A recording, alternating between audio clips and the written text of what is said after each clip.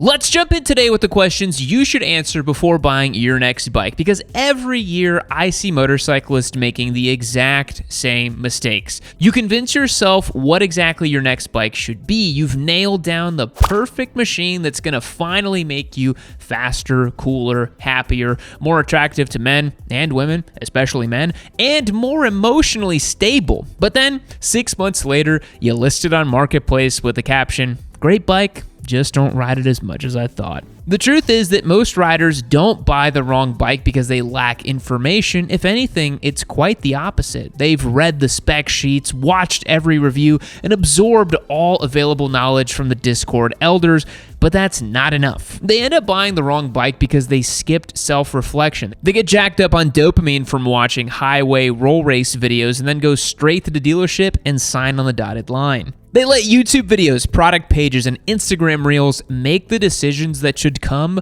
from their frontal lobe. So let's ask the first and arguably most important question: what kind of riding do I actually do?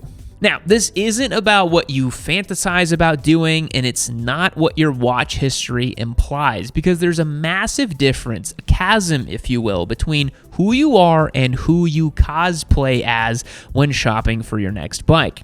You tell yourself you're going to do track days, but you're just a filthy little street squid. You tell yourself you're going to go adventure riding, but you live 200 miles away from the nearest forest trail. This is how we end up with people commuting on race replica sport bikes in the middle of summer. And then they show up to the office with their chinos soaked in gooch juice and their wrists so inflamed they can't even pretend to work. And then after a few months, they wonder why they don't ride their bike anymore.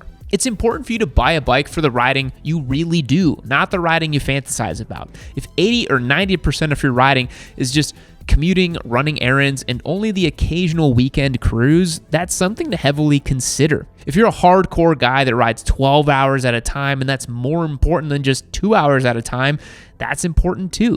Because the fastest way to fall out of love with motorcycling is by being financially burdened by a bike that doesn't serve the life you actually live. Wrong tool for the job. It'll get you every time.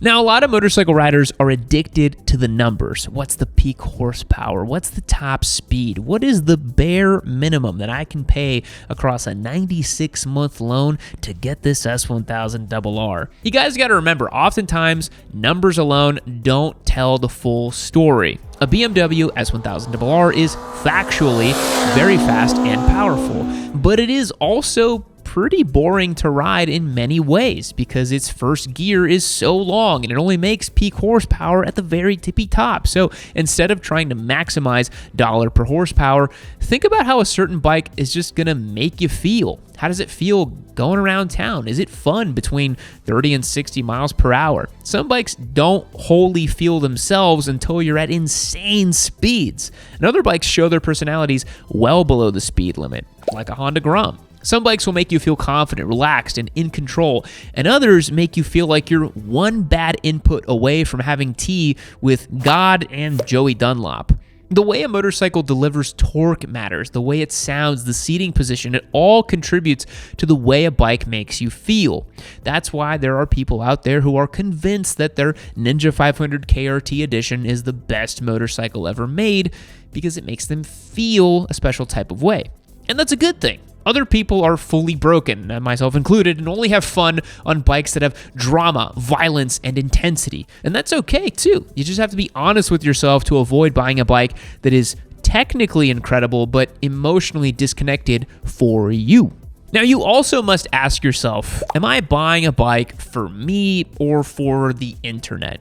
Everyone wants to fit in. It's ingrained in human nature. We're social animals who must live and work collectively to survive a hostile world. So it is hard to not consider how others will see you depending on the bike you ride. But it's worth remembering that motorcycling is inherently a solitary act. At the end of the day, it's you and the bike. So in today's digital landscape, you must not only resist the need to seek validation from others IRL, you must fight the urge to satisfy the clout demons. Don't buy a bike for clicks, likes, or to funnel people on social media to your LinkedIn profile where they can sign up for your life coaching seminar. That validation is not only superficial, but it's also really fleeting. At the end of the day, it'll just be you and your bike. So buy the bike you want, regardless of what other people may think of it. The happiest big-brain Sigma riders are the ones who ride weird, old, slow, or dorky bikes. I've ridden hundreds of motorcycles, but I still kept a Ducati Scrambler Desert Sled in my personal stable for over 6 years because I liked it, and it made me happy looking at it despite its flaws or shortcomings. Buy the bike that makes you happy, not the algorithm.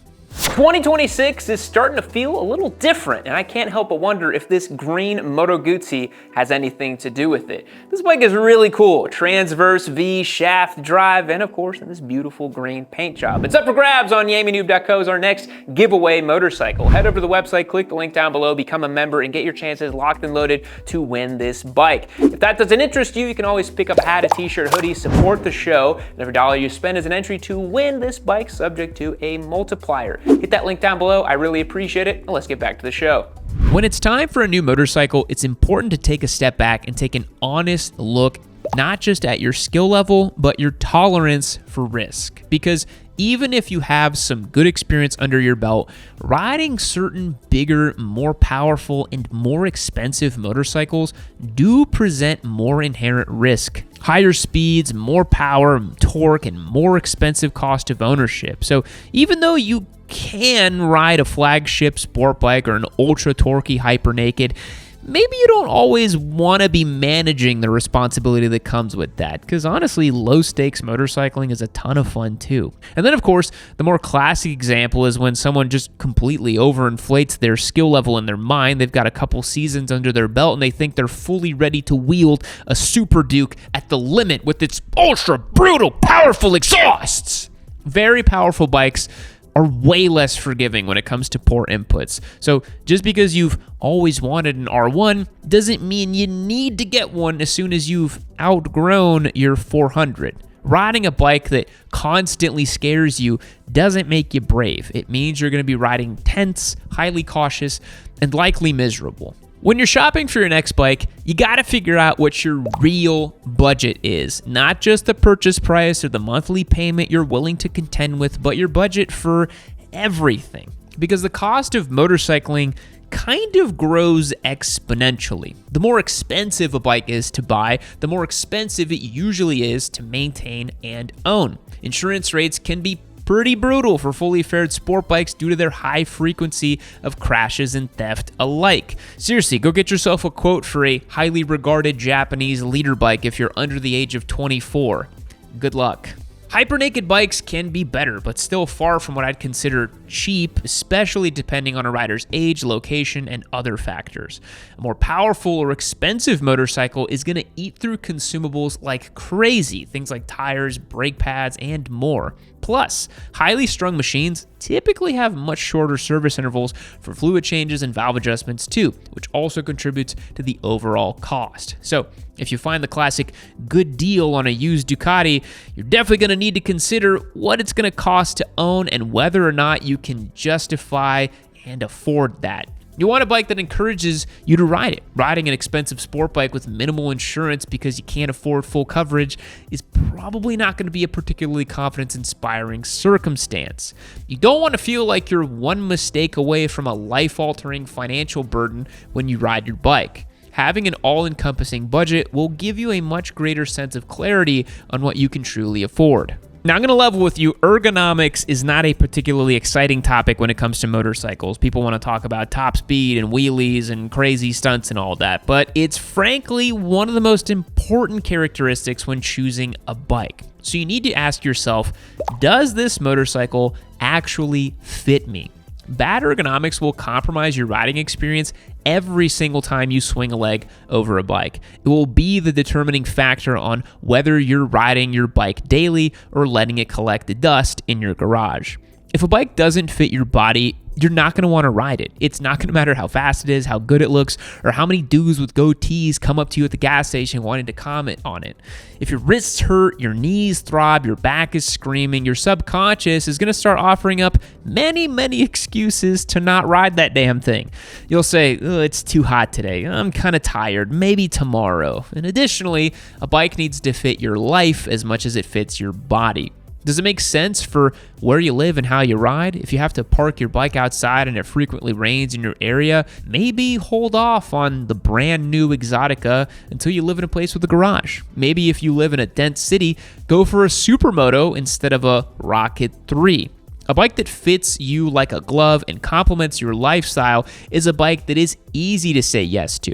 If it's compromised for comfort or convenience, it's going to require negotiation to justify its use. And you just don't want that. Motorcycling shouldn't feel like a chore that you have to talk yourself into. This final question you should ask yourself simultaneously underpins and challenges the idea of all the subsequent questions of this video. Will the bike I buy encourage me to ride more? Because at the end of the day, nothing else matters. If you want the hot, cramped, expensive Panigale V4 because it gets you excited about riding despite its limitations, that is okay.